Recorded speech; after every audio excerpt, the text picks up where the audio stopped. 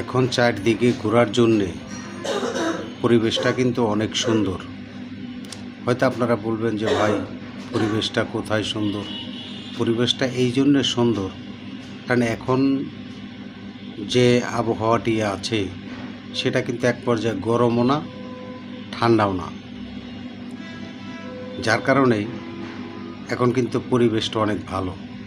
কারণ বেশি ঠান্ডা হলে মানুষের অনেক প্রবলেম হয়ে যায়, আবার বেশি গরম হলে মানুষের অনেক প্রবলেম হয়ে যায়। তো সেই প্রবলেম থেকে মানুষ কিন্তু এখন একটু নিস্তার আছে। আশা করি ভালো আছেন। আর এই ভালো মুহূর্তটা নিয়ে সবসময় চেষ্টা করবেন এক প্রান্ত থেকে আরেক প্রান্ত ঘুরে আসার জন্য, যেমন কুয়াকাটা, কক্সবাজার, খাগড়াছড়ি, বান্দরবন, সিলেট, তারপরে উত্তরবঙ্গ, বিভিন্ন জায়গা। বাংলাদেশে কিন্তু ঘোরার মতন জায়গা আছে হিউজ পরিমাণ, অনেক সুন্দর সুন্দর জায়গা আছে। তো সেই জায়গাগুলিতে দেখা যায় আপনিও যান না, আমিও যাই না, কিন্তু একটা শ্রেণীর লোক তো যায়।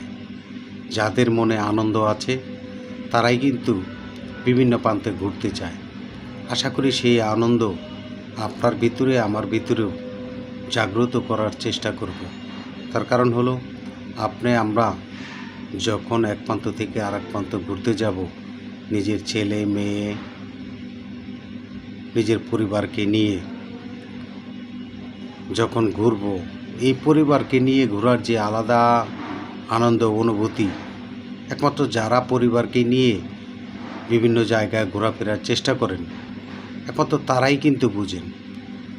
আর যারা দেখা যায় নিজের পরিবারকে নিয়ে কোথাও ঘোরার চেষ্টা করে না, তারা কিন্তু সেই মর্মটা বুঝবে না যে ফ্যামিলির যে আনন্দ অনুভূতিটা সেটা কিন্তু তাদের ভিতরে নেই।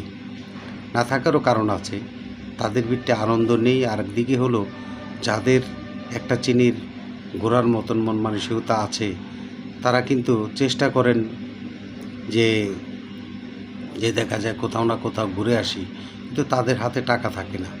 টাকা না থাকার কারণে তার পরিবারকে নিয়ে কোথাও ঘুরতে যেতে পারে না, তার মনের আনন্দ মনের ভিতরেই থেকে যায়।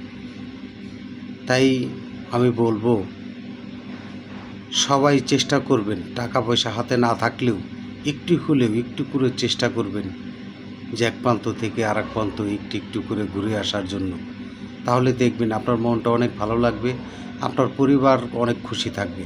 আপনার পরিবার যদি খুশি থাকে তাহলে আপনিও তো খুশি থাকবেন, কারণ আপনার পরিবারের খুশি মানে আপনার খুশি। আমরা